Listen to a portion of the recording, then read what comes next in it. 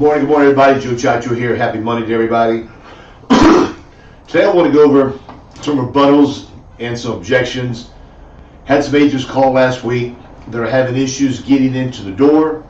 One agent was having problems getting somebody, not getting them on the phone, yet keeping them on the phone to arouse their attention on what they had sent in. First, I want to talk about going to a door. Agent called me and said, Joe, went to the door with a direct mail piece. It's a brand new lead, and the person told me that they did not send the card in. As I was speaking to them, I handed them the card.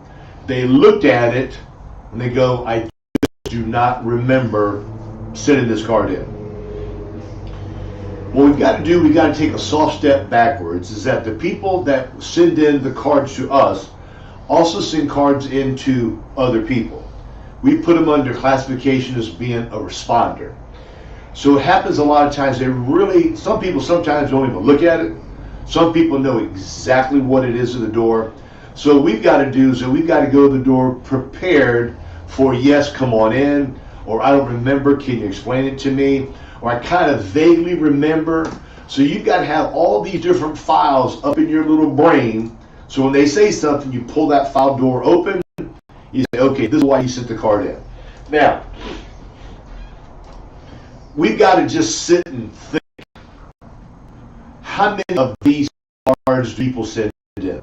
How many of them really want it or need it? Sometimes they don't realize they need it because they never realize that they may have to use it down the road. So when you go to a lead and you go to a door, my first recommendation to everybody is on the lead is to highlight the important parts on that lead. You may qualify for a final expense program that's backed by the state. There's no cost information. You need to highlight these things here where you want their eyes to go to. Because if you hand me a piece of paper, I'm going to scan it, look at it. I'm just going to say, I don't remember sending it in, even though I've seen my name on there. Yet, if you have it highlighted, I like using yellow. Use whatever color you want because yellow's got that bright pop to it. When you highlight it, you're not going to let them say, I don't remember, because you got highlighted a reason why you did. This agent said, Joe, I read to them. Okay. So I told him that I believe you're going to buy 10 leads. Hopefully you make 7 pitches and you make 3 sales. Some people are just not going to remember. Some people are not going to need it. Some people, for whatever reason, may not be home. So when you get to a door and you're speaking with them, you have to know what to say. You got to have some voice inflection. So when you're there speaking with them, you're coming across as a true professional. Joe, I've only been doing this for a long time. Well, you need to practice. You go out and you play golf. You go out and play tennis. You play any type of sport. You got to practice before you see yourself getting any better. With us, you get a brand new agent that comes on, only has maybe 3-4 months experience. They get the leads because they want to make sales. They go to the door and they can't do nothing. Yet, they don't want to practice. Practicing means going to your house, having your wife, your child, answer the door, and you do your spiel there. Do your spiel while you're taking a shower. Do some rebuttals, some objections, how to overcome them when you're in the car going somewhere and you're by yourself. On the way to appointment, on to run your first door knock. So I told him, I said, you got to practice. You got to understand that some people do know, yet they didn't realize you were going to come to the door, and they may sit and say, I thought you were going to mail it to me. They may sit and say, well, I've already bought something. I have changed my mind.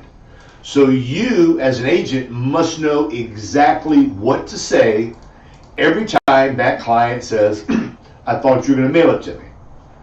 What I would say, and every situation is different. If it's one person at the door, 2 people at the door, the person at the door is holding the baby in their hand. I like to sit and say, ma'am, that was the old-fashioned way of mailing stuff to the people. Yet we're kind of coming back and doing things the better way to find out exactly what you sent the card in for, to where we can answer your questions directly pertaining to you, your age, and your health, and to see really if you even qualify for a program like this that is provided by an insurance carrier in your state. Okay. Now, when you're speaking with somebody, you need to look at them with confidence. You cannot have your hands in your pocket when you're talking to them like this here. When I go to the door, I don't carry a backpack. I don't carry anything other than a bunch of leads. So when I'm speaking with them, they're not thinking in their mind, this guy's trying to sell me something. I'm a senior advisor. I'm the area specialist. I'm the district manager. They have me come out because we're just overwhelmed with the amount of people that responded to this offer we have. And when you start thinking about these things, it's going to start coming to you just like nothing. Yet you need to practice. The guy on the phone said, well, Joe, you've been doing this for a long time, so it comes easy for you. It does now, yet when I started out, it didn't come easy to me. I used to carry little 3x5 cards in my car, so when I stopped to get a cup of coffee, or I stopped at a stoplight, I had a bunch of rebuttals on that little card for my brain to constantly be looking at it and going over it and over it. So when I went to a door, I felt more confident in what I was saying. I remember going to a door when I first started. It was a direct mail lead piece. And back then in the old days, they used to send us the actual lead itself. It wasn't like a copy that we get now. Most of us get now. Went to the door. The lady told me, he says, you know something? I changed my mind. I bought something already. I looked at her like a doggone deer in headlights. My mind's starting to process. She already bought something. She just sent this card in. So what I did, I flipped the card over. I said, ma'am, I said, it's got the postmark here that you sent this card. I received this card 3 days ago. I said, with all due respect, why don't you let me go over with what you purchased? I don't think she bought anything. Let me see what you purchased to see if I can save you some money, because I know you're on a budget. And my job is to give information. If it's something you need, something you want, and you see there's a value, I can explain to you how our program is different than everybody else's. And I said you're going to be extremely happy once you hear what I have to say. She looked at me. She kind of turned her head, kind of sitting and thinking, do I believe this guy? Do I don't believe this guy here? I was fortunate I walked in. Every door you come to, you've got to put some thought process that you may come across a rebuttal at the door. When you do, you got to be prepared. Whenever somebody tells me, I didn't send that card in, I don't take a step forward to be more aggressive. I take a step back to make them feel more relaxed. I just start slowing myself down. I enjoy drinking coffee in the mornings. When you drink too much coffee, sometimes you speak too fast. Sometimes when you're speaking to somebody at the front door or even on the phone, they hear you, yet they're not listening because you caught them off guard when you just knocked at their door. So you need to kind of tap those brakes, slow it down, pronounce your words more clearly, because you're in no race. You're there for the long haul. You're there to go slow. Our job is to get into a door. Our job is to make a presentation, find the need, show them the value, because without value, they're not going to put their hand in their pocket and give you their checking account information. On the other hand, when you're on the phone with somebody and you're calling somebody up, what do you say? Recently you sent a card in for final expense. What happens on the phone is that it's much easier for somebody to sit and tell you, no, I changed my mind, forget about it, or even hang up on you. I've had people hang up on me. Okay? Today's problem is getting people on the phone. So when you get them on the phone and they say hello, what happens is that you're in shock because they answered the phone. So now your mind goes into a fog. And so, oh my God, they answered. What do I say now? Have a cheat sheet in front of you. Have the things written down that you need to say and how to say them. Yes, ma'am. Recently, you had sent in a digital information that you want some information on either final expense, some Medicare questions, some insurance for your children, or an accidental plan. They do not realize that on that card, because they're responders, that it only says something about burial or final expense. So what you're going to do, even at a door, especially on the phone, is give them 4 to 5 reasons why you're there. When I first started, final expense. No, there was no accidental, there was no commanded. I wasn't trained that way. I was told final expense, knock on the door, make sales, keep your sales between $30 and $40, and that's it. That's 26 years ago. We've evolved. So now when you go to a door, to where you just don't say this about final expense, they say, I changed my mind, I don't want it, or I can't afford it, or my health is not good. Say, I totally understand. Yeah, you also sent it in regarding, you want information about Medicare, maybe some insurance for your children, some insurance for your grandchildren. Which one do you think it can be? So what you're trying to do, you're trying to trigger something up there to where they at least want to speak with you. I've got some brochures I like to leave with you and go over with you. So in the event you do change your mind, you can call me. Have your company card on all those there. All you want to do is cross that little 4-inch threshold in that door, because now you're coming into their territory. Now they feel you may try to sell them something, because what happens is that they get some type of mental fog on how another salesman was there, a roofing guy, a guy to pressure their driveway, somebody for anything, and they remember, all of a sudden, boom, they remember the pressure they had put on them. So what I recommend to do is just go a little bit slower.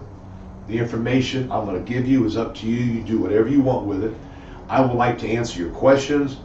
I get paid whether you buy something or you don't buy something. Yet I like to give people information, because a lot of times they don't realize how inexpensive these programs are. They don't realize that when something does happen, the burden that you're going to put on your loved ones. And by talking slow, hopefully you can penetrate what they're thinking. Hopefully you can squeeze 1 or 2 little words in to get inside. Now, when you go to a door and you're on the phone, it's totally different. On the phone, you got their attention. Now you may do a little warm up. You know, how's the weather? We had some rain down here. I started this morning at 7 o'clock making calls, taking care of like a bunch of people already. You go to somebody's door. Let's say it's 10 o'clock in the morning. Had an appointment this morning at 8 o'clock. Talked to these people. They really didn't think that they could qualify, and they thought it'd be way too expensive. Matter of fact, I was able to help them out, and they were very, very happy. What I used to do years ago was that we used to have a wet app. There's no e-apps now or no phone apps. You have to actually write an application out by hand, get a voided check, get all the paperwork. So what I used to do, I used to get the application, the voided check, and the lead, and I used to put it all together with a paper clip. So when I went to a door, or I was inside sitting with them, and I did say I'd already sold somebody, I may have these sales from 2 days ago, because I send them in once a week. I say, yes, ma'am. I said, I did these people today. I said, let me show you. I don't want to show you their names, but they got this one here. These are the folks I was telling you about that felt it wasn't going to be that expensive. And they were very, very happy, because they've always wanted something. A lot of times people want this information, yet they don't know what to ask. They don't know what is entailed. So what I'm going to do, I'm just going to guide you, answer some questions for you, and kind of tell you something that you should consider getting, the values of getting it, what you get. And what you're going to get is me. When this sad day comes and you pass, or if you need help when it comes to your Medicare Advantage, you're going to call me. I'm your agent. I'm the person you're going to call for every type of insurance. By speaking to people, you're making them feel more comfortable. Now, I'm talking to you guys nonstop.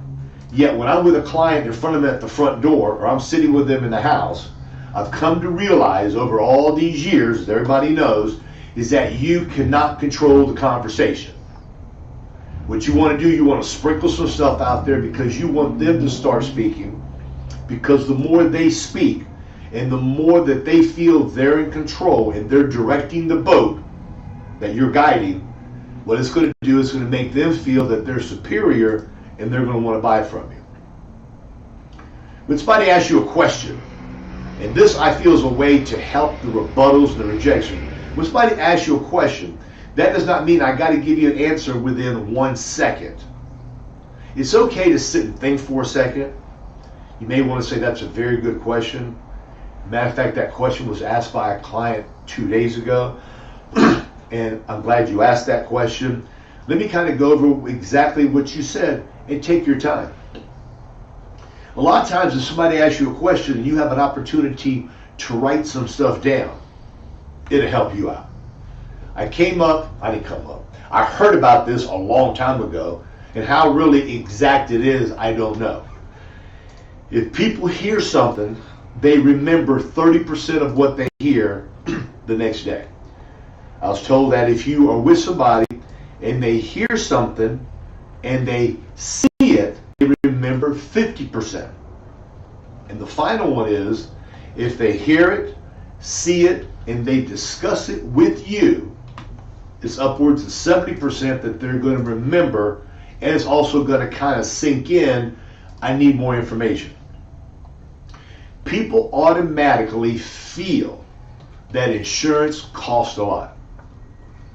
People feel that it's going to cost way too much. And what happens a lot of times is that you sit and figure, if you go to an old folks home, you go to a mobile home park, you go to a set of houses, and you go to 1404, you're talking to the person, they're 60 years old. They have no idea what it costs. You have no idea what it costs because you have no idea how their health is. You got no idea what they can afford, what face amount they need, or if they even have insurance. Yet that person at 1404 who's 60 years old spoke to an 80-year-old person who got a $5,000 policy that cost them $80. That 60-year-old person says, man, that's a lot of money for only $5,000. The older you get, the less time you got. So the insurance company say, we're going to give you coverage, but yet you're going to pay a little bit more because you're going to pass away sooner than a 60-year-old person, natural causes. So it ends up happening, me, it's going to happen to you, I can't afford it here. And you look at them and you want to shake them and rattle them and slap their face a couple of times. I haven't even told you what it costs. How can you tell me you can't afford it? So when I can't afford it, I nicely say, well, what can you not afford? When you ask somebody certain questions, what is it you can't afford? Why do you feel you can't afford it? Have you been told higher price? When you ask these questions, you must step back in your brain and don't talk. Let them give you the answer. A lot of times people just say something because they either don't want you in the house or they don't want to make a commitment to spend that money because they'd rather have that money to buy something else. Yet when the time comes and the family needs it, that person is looking down from heaven and saying, I shouldn't have been a tightwad. I should have listened to old Joe, the insurance guy. I could have maybe helped my family out. Probably could have left them a couple dollars to help them out. I've said that story. There's a lot of people that I would like to feel who didn't buy something, who didn't buy something is looking down saying, you know, I should have taken the time to listen to them. So I'm going to ask you, just give me a couple minutes, give me 2 minutes, whatever your comfort zone is. Let me just go over it with you so I've done my job. My boss does a periodical check to make sure I do my job properly. He wants to make sure I deliver you the information. He wants to make sure I've given you some type of brochure. He's checking on me to make sure I'm doing my job for you. Just give me a couple minutes. People don't want you to get in trouble. People usually are very, very nice. They want to. Yet in the back of their mind, they have the fear that you're going to try to convince them to buy something and you're going to take money away from them. Now, I've gone to a house before. I had this older lady and her son. Son was probably in his mid-40s. I think he had like a little part-time job. The mother was there. She sent the card in. She wanted to buy life insurance. She wanted to buy it. Taking her all the way down the yellow brick road.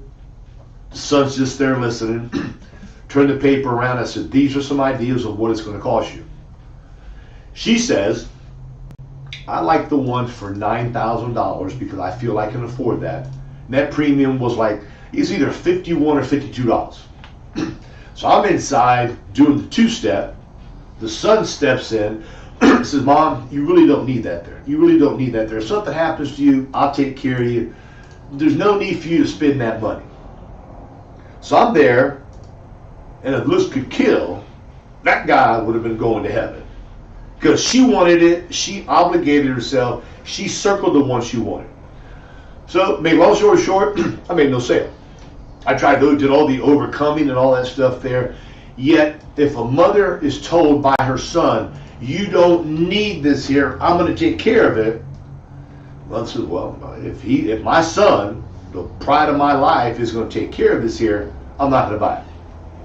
So I started thinking about it. I'm driving about 150 miles an hour because I was all, man, I can't tell the poetic language that was going through my mind.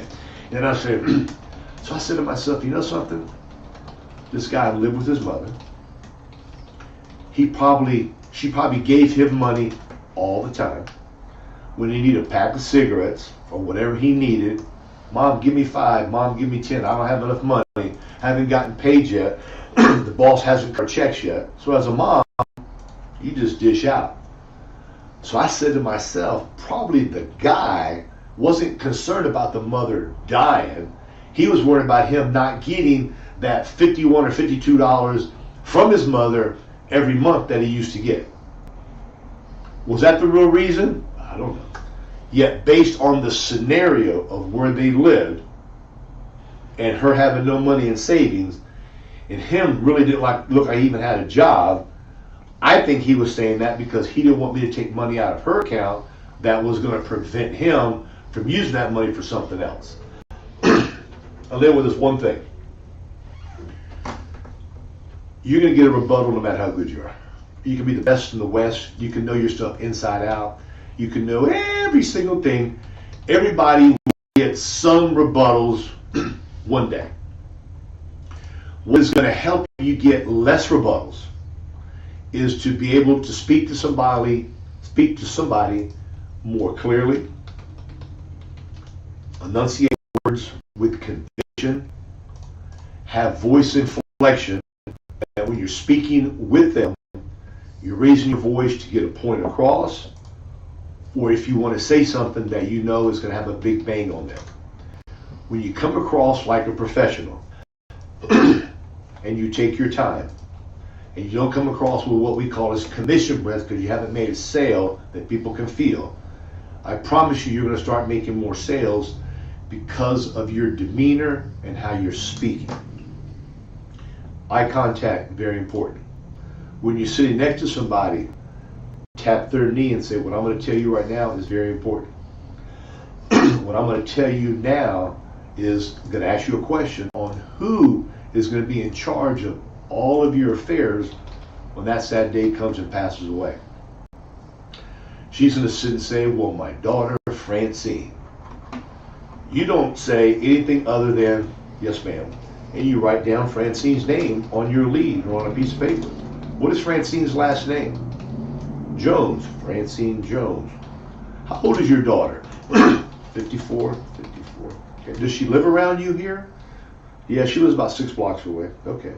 So you're writing this stuff down, which makes that person feel, it solidifies that you're listening to what they're saying. You're writing this stuff down. So now, when she's through talking, I'm going to say, fantastic. What I'm going to do is I'm going to design you a program that Francine will not be left responsible for any of your unpaid bills. We're going to get you a program that's cost affordable to you, something that you feel comfortable with, knowing that if you can't afford the one for $15,000 or $20,000 you want, talk big. We can set you up with something a little bit smaller today, and I can always come back 3 months, 6 months, or a year from now. Because our goal now is to make Francine comfortable with my help, because when this day comes, she's going to call me. I'm the one that's going to tell them to cut the check. I'm the one that tell them to stop taking the money out of your account. I'm the one that's going to help her fill the paperwork out. If she needs information about a cremation, or she wants a full traditional funeral, I've got friends of mine and business colleagues in the business that are going to take care of her. My job has just started, and my job will continue until either I pass away or you pass away. So take your time, eye contact. The more you come across as a professional, hopefully you'll get less rebuttals and objections. Tell people you're there to help them. You're there to design, tailor-make a program that fits within their budget. I'm going to show you some ideas. I'm going to turn it around, and you're going to pick out the one that you want. People want to be in control. Okay? With that said, guys, we appreciate you. We love you. Have a great day. Call us if you got any questions. Bye-bye.